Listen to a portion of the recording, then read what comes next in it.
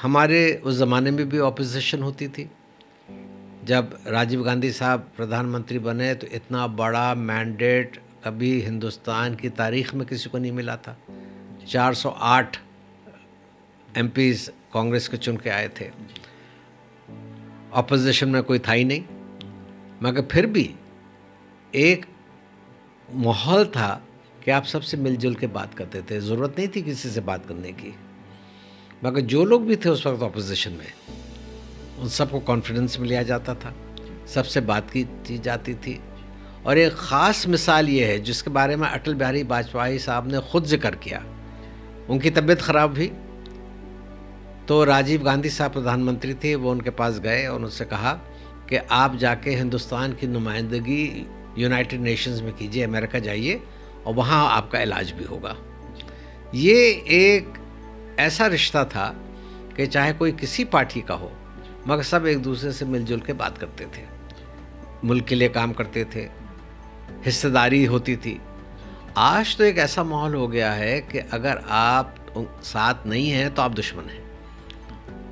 एक नफ़रत का माहौल, एक इस तरह का माहौल कि या तो आप हमारे साथ हैं या आप देश के दुश्मन हैं। यानी ऑपोजिशन का जो मुकाम होना चाहिए उसको बिल्कुल ख़त्म कर दिया। और ये चीज़ मुल्क के लिए अच्छी नहीं है।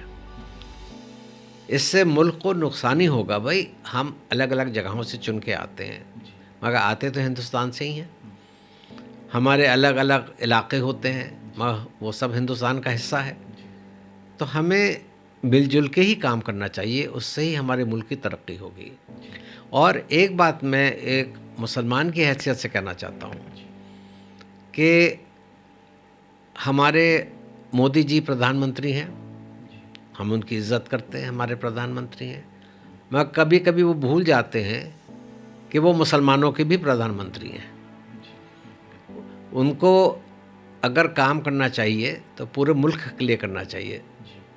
आपस में बिगाड़ के, नफ़रत पैदा करके काम नहीं करना चाहिए।